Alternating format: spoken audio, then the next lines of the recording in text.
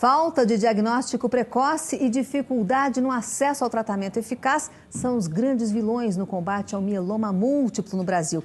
Veja a reportagem de Bruno Bernardi.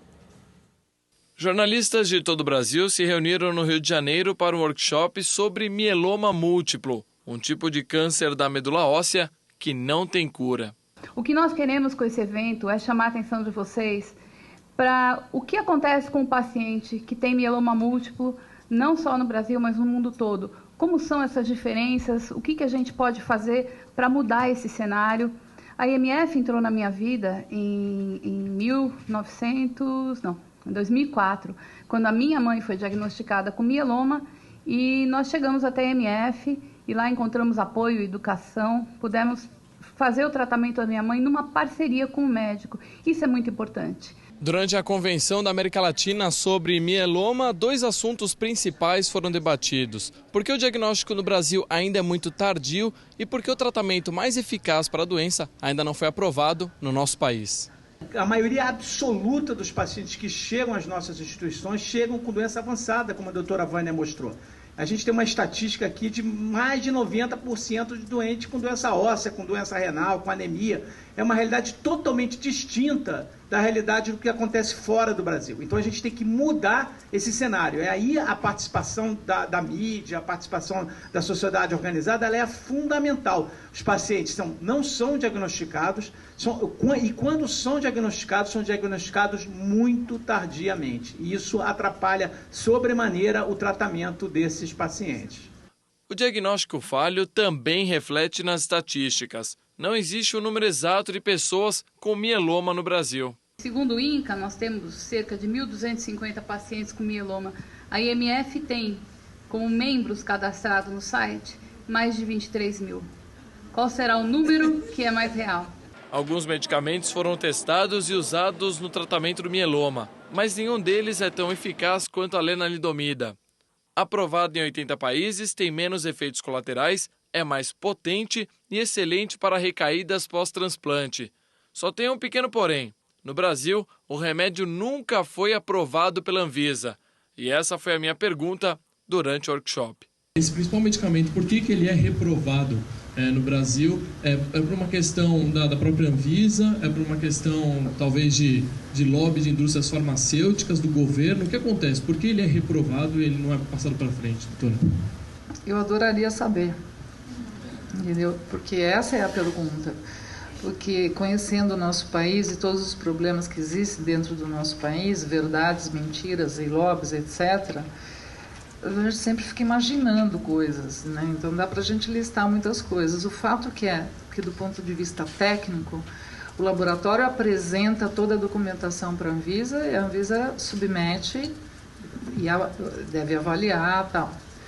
E eles simplesmente dizem que os estudos que foram apresentados para eles não é o suficiente. A IMF esteve, né, a doutora Vânia junto comigo, em reunião com o Dr. Barbano, com a diretoria colegiada da Anvisa, e nós entregamos a cada um deles, que são os 3, que cabe a eles decidirem o quanto vale uma vida, quanto vale você oferecer um tratamento ou não, né?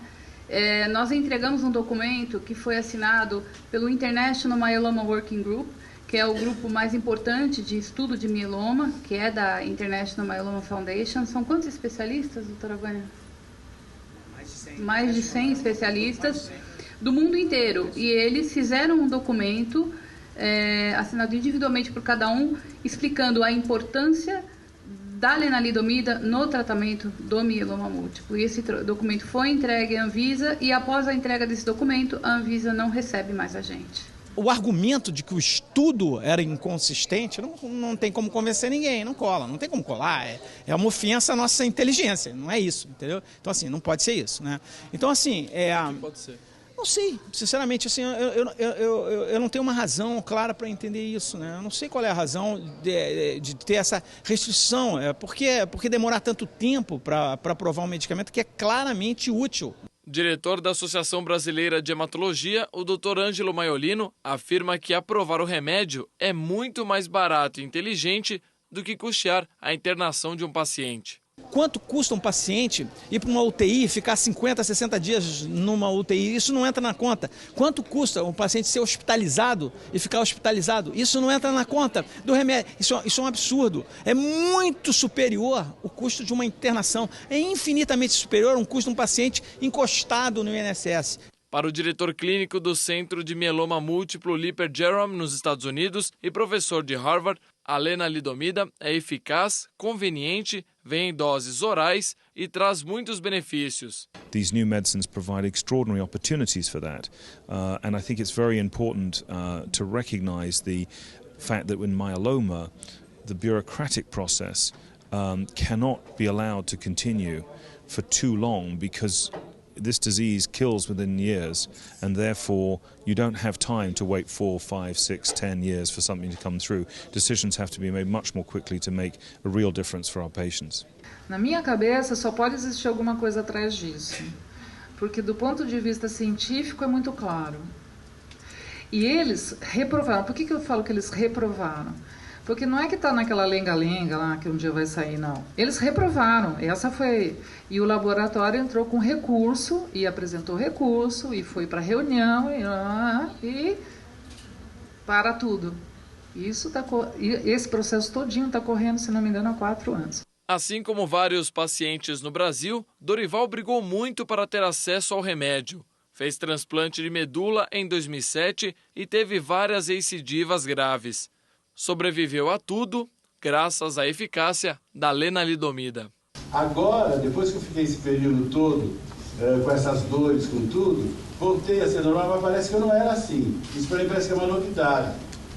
Então eu estar aqui hoje parece assim que é uma coisa, não é uma novidade. E o resultado foi, eu costumo brincar dizer, o resultado que foi obtido depois do transplante, eu digo que foi um transplante caseiro que elas fizeram para mim. Porque o resultado é o mesmo. É o mesmo, né? Eu estou já há 2 meses, igual quando eu fiz o transplante em 2008. A gente vai parar um breve intervalo, mas já volta com o nosso Notícias Animais. A gente vai continuar falando sobre o mieloma múltiplo. Até já.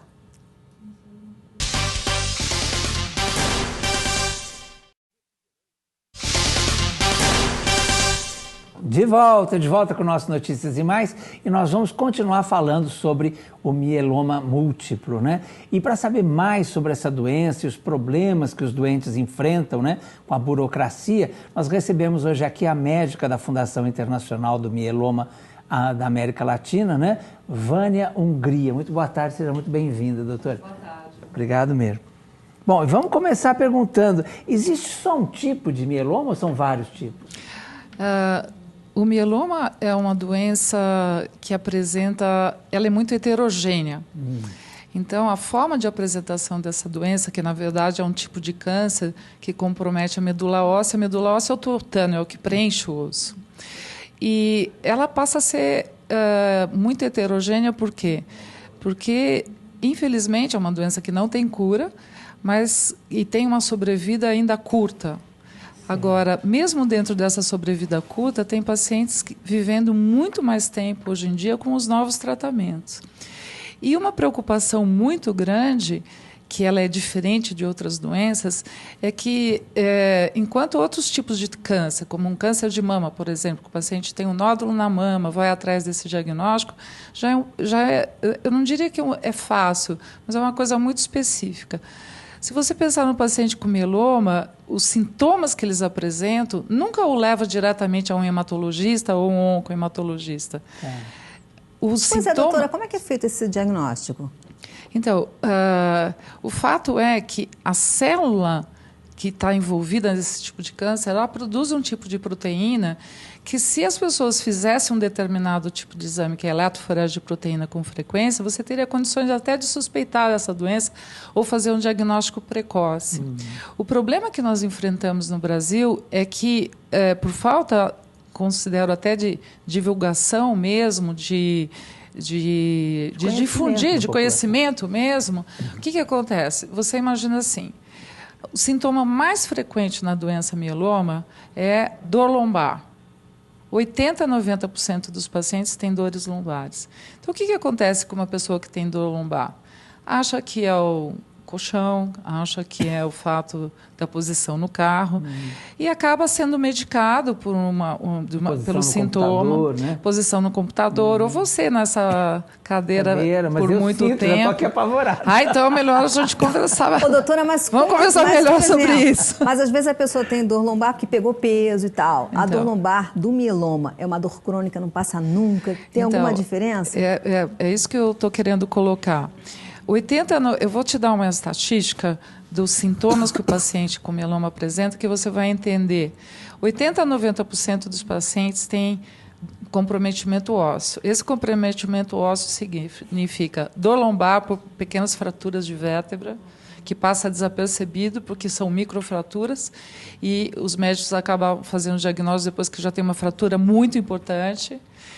60% desses pacientes têm anemia, 20% dos pacientes têm insuficiência renal. Eu quero dizer o seguinte, que como são sintomas muito relacionados a outras situações, por exemplo, a idade mediana dos pacientes é em torno próximo dos 60, 58, 60, 65. Fica parecendo osteoporose. Por aí. E aí as pessoas ficam achando que é mulher? Deve ser da menopausa.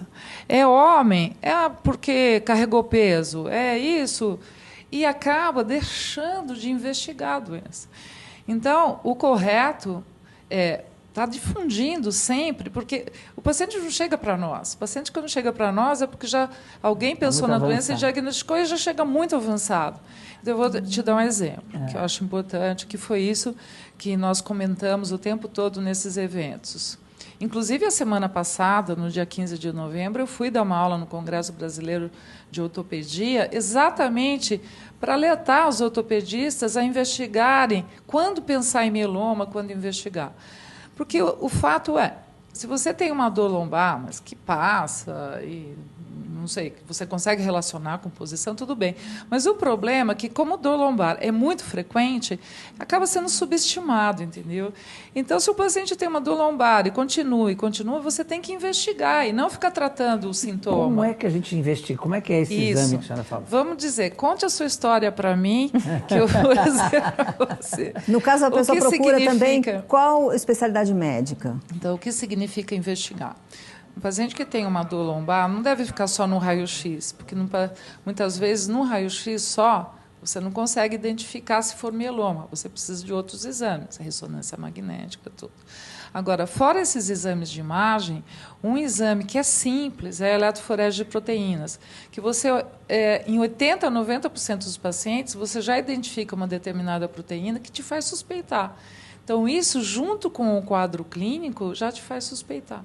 E aonde a gente faz esse exame? Qualquer lugar, porque todo mundo sabe pedir, todo mundo adora pedir colesterol, triglicérides, hemograma, tal, marcadores tumorais. Os homens, então, tem gente que quer fazer PSA todo mês. E, no entanto, o exame eletroforese de proteínas ajudaria muito. Ele não é diagnóstico da doença. Repita o nome bem devagarinho, doutora, por favor. Eletroforese de proteínas. Tá. Ele não é um exame específico para mieloma, mas ele é um exame que ajuda a suspeitar. E um exame de sangue muito simples e barato. Ele ajuda a suspeitar. Então, vamos dizer que se você, um clínico, está atendendo o paciente, ele tem uma anemia que não está claro o que tem uma idade em torno de 60 anos, está apresentando uma dor, deve pensar no diagnóstico. Só que eu não estou nem falando do paciente que já está com sintomas. Eu quero dizer que, em termos de saúde pública, inclusive, dos clínicos, do acompanhamento... Esse exame tem no Sistema Único de Saúde? Tem no Sistema Único de Saúde.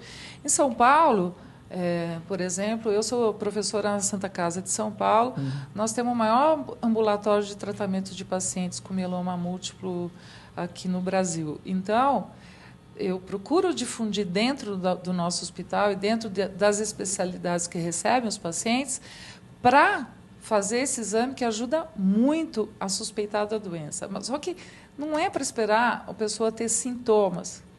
E é para a gente tentar fazer diagnóstico precoce. Você fazendo o diagnóstico precoce da doença, vou dar uma estatística para você. No Brasil, 80% dos pacientes chegam com estágio avançado da doença. Isso significa que, Enquanto nos Estados Unidos, 25% dos pacientes... Isso não seria uma falha dos clínicos gerais? É uma falha de todo mundo, inclusive nossa, de não divulgar. Nossa, de não divulgar é porque nós temos dificuldade de ter acesso, por exemplo, à mídia também para divulgar, porque eu não acho que tenha que divulgar só no meio médico, não. Eu acho que saúde você tem que difundir, assim como vocês estão fazendo hoje. E, doutora, a gente sabe também que o câncer, quanto mais cedo a gente diagnostica, maiores as chances de cura. Exato. E por que ajuda muito? É o que eu sempre digo. Mieloma múltiplo é muito mais frequente que leucemia, mas leucemia vocês sabem bem o que é. Sabe por quê? Porque principalmente leucemia aguda atinge criança. E você consegue muito sensibilizar a população, o sistema de saúde, etc., quando você está falando de criança. Quando você está falando de idoso, você tem mais dificuldade de sensibilizar. Aí é como eu estava dizendo, idoso é acima de 60 anos. Você acha que 60 anos... Idoso virou um adjetivo, e não é um adjetivo. Você com 60 anos, a sua expectativa de vida é quanto? Mais 20, mais 30. Então, tem essa conotação também. Nós, da Fundação, nós percebemos isso, porque quando nós estamos buscando ajuda para fazer isso que nós estamos aqui fazendo hoje, que é difundir a doença... doença de velho, né? É doença de velho. Que velho! Eu estou com 55, não estou me sentindo nem um pouco velha. E também não quero chegar a 60 e chamar de idosa. Quero ter os direitos, não quero ser chamada de idosa. Ô, doutor, e esse medicamento que a gente viu ali, o Bruno Bernardes, na reportagem, falando que vocês consideram tão importante, por que ele não chega ao Brasil? Isso posso contar um pequeno histórico? Claro. Sobre a minha vida? Há muito tempo eu cuido dos pacientes com mieloma. Se a gente considerar, me formei em 81, cuido dos pacientes com mieloma desde 85. Esses pacientes sempre ficaram muito jogados no hospital, muito. Porque, por muita falta de opção de tratamento, são pacientes complicados, é uma doença complicada, não é simples. Só que, por outro lado, hoje eu fico muito feliz de ver que a gente consegue dar uma qualidade, de ter um serviço voltado para eles, de ter o transplante, de ter drogas, de ter isso. Então, melhorou muito. Eu assisti isso. Eu assisti o quanto esses pacientes... Né? Essa evolução. E hoje, são muitas drogas novas que estão sendo usadas, testadas, e eu vivo isso, porque eu sou pesquisadora, eu sou clínica, eu cuido do paciente, eu saio correndo do consultório, para vir aqui para poder falar o que está acontecendo, entendeu? E o que está acontecendo no Brasil, infelizmente, essa droga, que é a lenalidomida, e especificamente o Revlimid, porque o laboratório que entrou com o pedido de aprovação para a Anvisa, desse laboratório, simplesmente esse processo está correndo há 4 anos, eu tenho vergonha do que está acontecendo. Eu, como médica, como assistencialista, como uma pessoa que convive com o paciente, eu tenho vergonha. Revlimid. Eu tenho vergonha. Sabe por quê? Porque você... os trabalhos que mostram a vantagem dessa medicação já são publicados em 2003, 2004. Nos Estados Unidos, a droga já está aprovada há muito tempo. Na Europa também. 80 países já aprovaram essa medicação. Os estudos que foram entregues aqui para a Anvisa são os mesmos estudos que levaram o FDA, que é a organização americana, que são... Eu não estou discutindo quem é mais sério, quem é menos sério, só estou dizendo que se de 80 países, só nós não vamos aprovar a medicação, porque não concordamos com aquele estudo. Mas qual a explicação que eles dão? Que não foram convencidos pelo projeto? Então... O que eu não me conformo, entendeu? Porque, para mim, é muito claro. Queria explicar uma coisa. É uma doença muito grave, não tem cura, e os pacientes apresentam recaída da doença, vão ser tratados de novo, recaídos tratados. E esse medicamento faz exatamente o quê? Já que falou que não tem cura? Então, eles tiram, porque a doença não tem cura, só que ela não é uma doença igual ao diabetes, igual à hipertensão arterial, que é uma doença crônica. Nós desejaríamos muito que ela se torne uma doença crônica. Os pacientes estão vivendo mais, com melhor qualidade de vida. Por quê? Porque quando esses pacientes têm recaída, nós estamos vivendo um momento onde muitas drogas novas estão sendo rapidamente aprovadas. E nessas recaídas, você tem a oportunidade de usar essa outra droga para o paciente viver mais, com mais qualidade. Então, são tantas drogas novas, o Revlimid já está ficando velho, inclusive, entendeu? Porque nos Estados Unidos já está aprovado, 2006 está aprovado, são 6 anos. No Brasil, esse processo está correndo desde há 4 anos. Então, o Revlimid não está aprovado, já tem uma outra droga muito boa aprovada nos Estados Unidos, que é o Carfizomib, que já foi aprovado em julho, já tem uma outra droga, que é a pomalidomida, que é mais potente, já tem muitos estudos clínicos, que aqui no Brasil nós participamos também. Então, nós não conseguimos ainda curar, mas a gente consegue sempre nessas recaídas trazer uma nova combinação e fazer com que esse paciente tenha uma qualidade de vida e viva muito mais.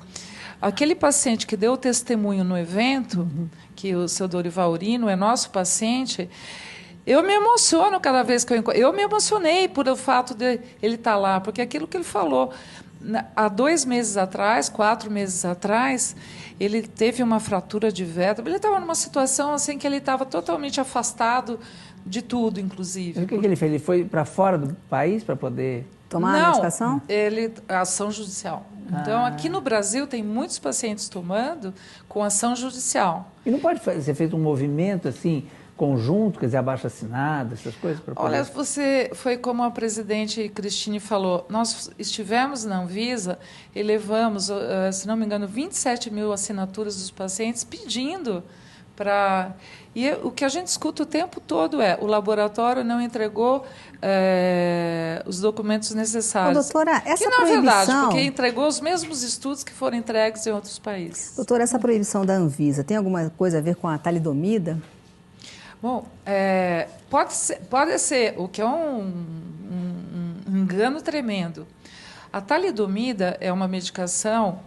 já é uma droga muito antiga, que vocês lembram de todas as questões da talidomida, mas que em 1999 surgiu um estudo mostrando que ela tem ação nos pacientes com mieloma múltiplo. E desde 1999 ela passou a ser utilizada em pacientes com mieloma múltiplo e nós utilizamos muito a talidomida. E, aliás, o que eu considero uma sorte, porque quando o estudo saiu, foi uma sorte ter a talidomida no Brasil e ainda ela ser distribuída de graça para... Ela é distribuída por causa de uma outra doença também, não é? Para hanseníase. Para hanseníase. O que eu quero dizer é que foi uma sorte, porque como tinha para outra doença, nós pudemos ter, porque senão... que o custo dessa medicação fora do Brasil é alto também. E você não acredita, quando nós começamos a usar em mieloma, nós começamos a ser questionados. Houve até uma questão, na época, de a gente insistir que a gente precisava usar a medicação. Agora, nós continuamos usando a talidomida para os pacientes. Acontece que o Revlimid ele é mais potente que a talidomida, então, ele tem menos efeito colateral, porque uma das questões da talidomida é que ela leva a um quadro de neuropatia. Então, é muito difícil um paciente conseguir tomar talidomida por muito tempo, porque dá um grau de neuropatia que limita o paciente. Então, o que eu vejo é o seguinte... O que é neuropatia? Explica. Desculpa. Desculpa. Os pacientes começam a apresentar um formigamento na planta dos pés, nas mãos, e que chega a ser tão importante que ele começa a dificultar para andar, anda perto do sapato, não consegue escrever, começa a ter dificuldade para escrever. E tem efeitos colaterais, por exemplo, tem pacientes idosos, idosos, né? Aquele idoso, assim, acima de 80, e que tem algumas comorbidades que ele não pode tomar talidomida, porque piora muito a outra doença que ele tem. Então, essa sensação de paresia... Então, se você insiste em dar essa medicação para o paciente, ele começa a ter dificuldade para caminhar. Então, esse é um fator limitante para você, não é só pelo sintoma que incomoda muito a vida do paciente, tem paciente que não consegue tomar. E esse outro produto que não está aprovado seria melhor? Ele não dá neuropatia, então o paciente consegue tomar muito mais tempo a medicação, porque às vezes eu preciso que o paciente tome 1 ano, 1 ano e meio ou mais. A talidomida, mais do que 6 meses, não aguenta. Doutora, acho que não existe uma pior sensação do que você ser paciente de uma doença tão grave como essa e a senhora também ser médica, sabe que tem solução, de impotência, né? Tem um medicamento. Agora, você não pode dar para o seu paciente. É só burocracia ou é um excesso de zelo da Anvisa? Como é que a senhora classificaria isso? Irresponsabilidade. Tá. Na minha opinião. Tá. Como eu tenho CRM, tenho CPF, pago meus impostos direitinho, posso dizer isso. Com certeza. Não posso? Claro. Para mim é irresponsabilidade. Porque, veja, porque enquanto eu não gosto de ser tratada, eu como médica, como pesquisadora, eu não gosto de ser tratada da forma como nos trata, como se a gente estivesse lendo um artigo de revista e querendo que aprovasse uma medicação. Sei, como se fosse uma coisa fútil, né? Porque existe muito isso mesmo, né? Mas nós estamos falando de uma doença grave com uma estamos falando de dieta, né? Não estamos falando de dieta, nem dessas maluquices todas aí. Nós estamos falando de uma doença grave, que a sobrevida mediana do paciente é de 4 a 5 anos. E estamos falando de medicação que aumenta a qualidade de vida e aumenta a sobrevida dos pacientes. Não estou aqui para ficar discutindo quanto tempo, nem quanto tempo. O fato é que essa medicação... eu queria falar um pouquinho mais sobre a questão da talidomida, porque tem pessoas que acham que, como a talidomida é de graça e a outra droga não se sabe quanto vai custar, mas não tem nada a ver uma coisa com a outra, porque ninguém vai deixar de usar a talidomida. O que a gente precisa é da outra droga para quem não pode tomar talidomida, para quem recai da talidomida. Enfim, eu preciso dessa opção.